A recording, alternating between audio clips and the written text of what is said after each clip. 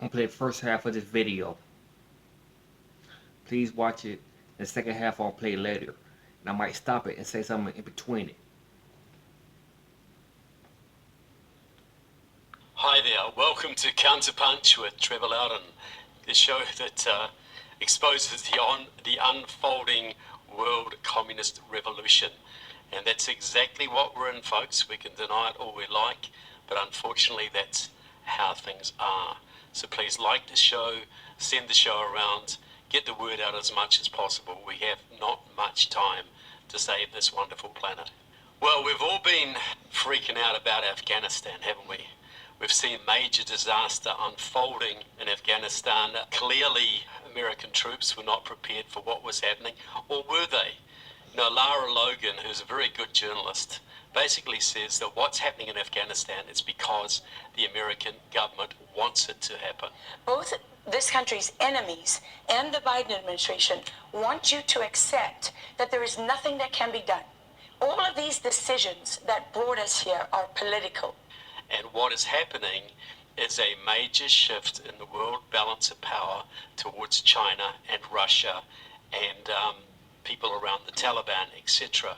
And I think this is completely deliberate. I think it was easily foreseeable. It was designed to destroy America's prestige in the world and shift the balance of power.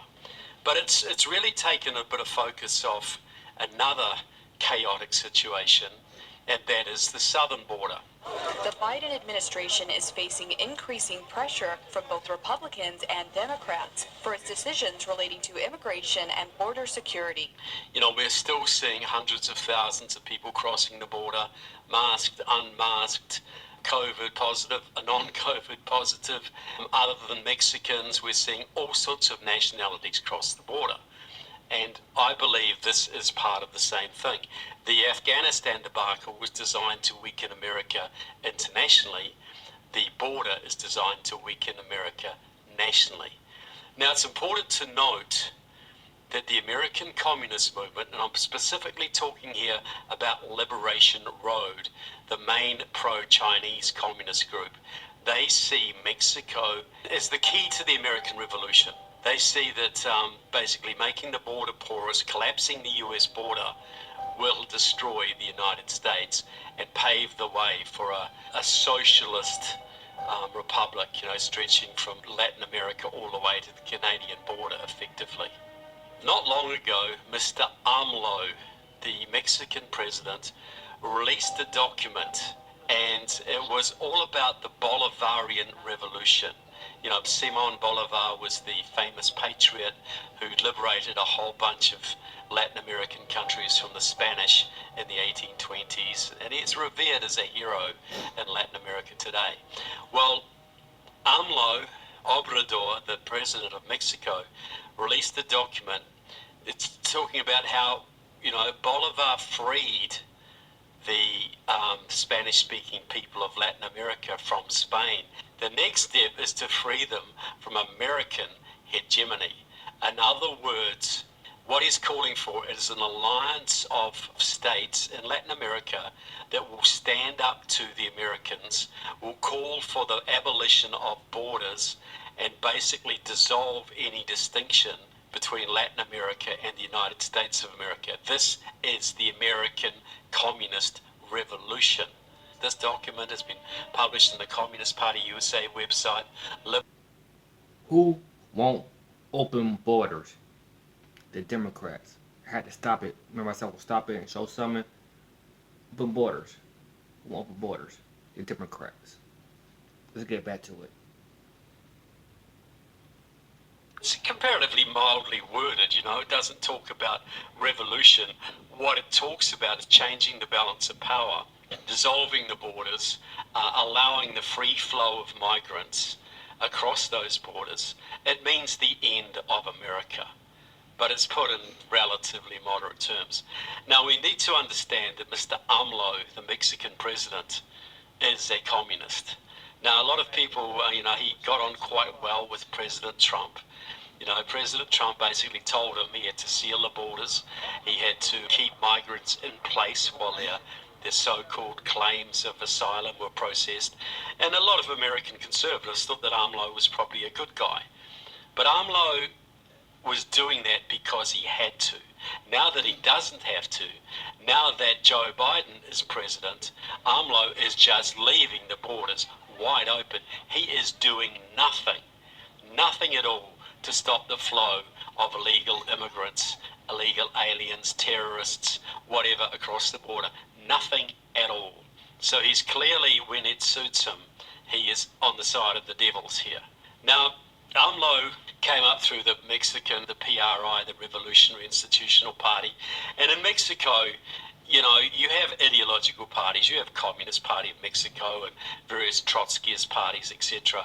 But they're very amorphous, and what they tend to do is work through the mainstream political parties as factions. So AMLO came up through this, and it was revealed not long ago that the Mexican intelligence services released documents saying that he was a member of the Mexican Communist Party in the 1970s. He gave money to the party, he supported the party, and of course AMLO denies this, as he would. But the evidence is overwhelming that AMLO was a communist. So now he's the president of Mexico, and his party, Morena, is the dominant political party in the country. Now, Morena has a lot of factions. It has left-wingers, it has moderates, whatever. In the scale of things, you would call it a left-wing political party. And what I'm told is this: AMLO just won the midterm elections not long ago. He is going to take that country full-on Venezuela. He is going to take it full-on communist. They know this will crash the economy, but this is the goal. This is what they intend to do. Now, just go back a little bit. AMLO is also very heavily tied into the Sao Paulo Forum.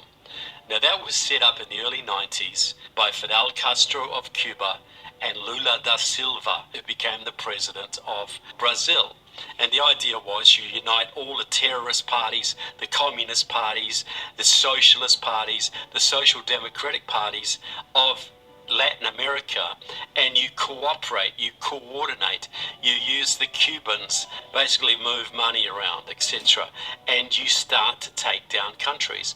And so through the 90s we had what was called the pink tide, you know, where Chile went socialist, Argentina went socialist, Venezuela obviously went socialist, Brazil went socialist under Lula. And so you had a pink tide moving right across Latin America. Now the rationale for the Sao Paulo Forum was to gain for communism what had been lost in Eastern Europe. So communism had so-called collapsed in Eastern Europe, you know, Czechoslovakia, Hungary, Poland, they'd all been lost to the communist cause, at least to some degree.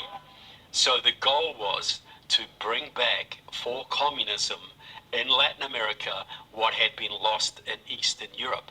And AMLO was and remains a very integral part of this. And just by the way, Democratic Socialists of America, America's largest Marxist organization, which has ties to AMLO, has just voted to make itself part of the Sao Paulo Forum. So this is an international communist movement that is now going to be signed up to by Democratic Socialists of America, which is about 6 members of the US Congress, dozens of state reps, etc., all around the country, large control of unions, churches, etc., and they are allied to the Sao Paulo Forum, set up by Fidel Castro, set up by Lula to bring socialism to America. So AMLO is really going to push socialism. Now I want you to do a little bit of math, folks. Now, Venezuela was once the most prosperous country in Latin America. Massive oil reserves, wonderful country, everybody was doing okay there. Well, they elected Hugo Chavez. They had some semi-socialist governments before that, but they didn't pay too much attention. Hugo Chavez became the president, started to move more and more towards socialism, brought the Cubans into the country, etc. And after a few years of that, you couldn't buy toilet paper. You couldn't buy chicken. You couldn't buy any of the basics for life. And now the people of Venezuela are starving. The Cubans effectively run the country. The Chinese are in there. The Russians are in there. Hamas, Hezbollah is in there. It is a failed terrorist state because the people of Venezuela didn't pay attention, and they let Hugo Chavez drag their country to the ground. Well, there were 30 million Venezuelans.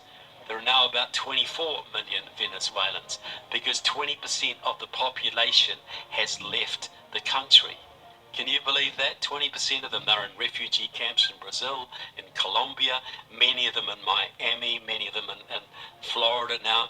And the horrible thing is a lot of these Venezuelans who have fled socialism, they come to America and they vote Democrat. They haven't made the connection that the Democratic Party is a communist party here. So they flee socialism in Latin America. They come to the United States and vote for socialism here. Not all of them, but far more than you would think.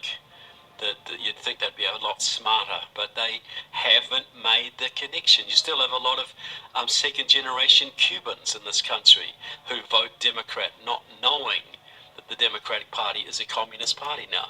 Even second-generation and third-generation Vietnamese kids, they go to college, they learn socialism, they really don't understand what communism is all about, and they're busy voting Democrat, bringing their own country into communism when their own mothers and fathers risked their lives as boat people suffered torture, deprivation to get them to a free country.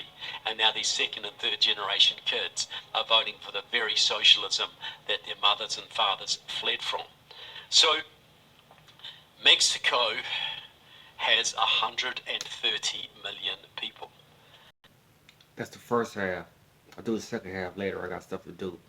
But they didn't pay attention. The people ran. Just like our peoples ran. Our people was here. They fled Democrat slavery. They fled Democrat Jim Crow. Well, they ain't flee, my bad. They fought and died to 400 years of suffering, put it like that, of slavery. Democrat slavery. And then they went to the Jim Crow era. Democrats. When are y'all gonna wake up? Heard somebody say Democrats are they doing. How many times people gotta tell you about these Democrats around the world, around whatever? How many times people gotta tell you? How many times you gotta see on TV that what happens over there was Democrat control? What happened with Venezuela to Chile and all them other stuff? There was left wing Democrat control that went down. No food to eat, no nothing like that. I think I saw videos of Venezuela where it was no food, no nothing, but the rich, the rich gonna have their way. The rich gonna have food. It's gonna be people like me and you, the middle class that the Democrats don't care about. They're gonna be out and about. You better wake up. I already woke up a long time ago. You need to wake up. It's gonna be an election in a little bit. Get all these Democrats out of office. Don't even no, and get these rhinos out too. That's on their side. But these Democrats, they ain't your friend. They're not your friend. They're not. Democrat socialists, Democrat Marxists. Like I said, Black Lives Matter. They help. Black Lives Matter is a Marxist organization. They down with the Democrat socialists. They're down with the Joe Biden Democrat Marxists. You gonna wake up or not? The second half tomorrow.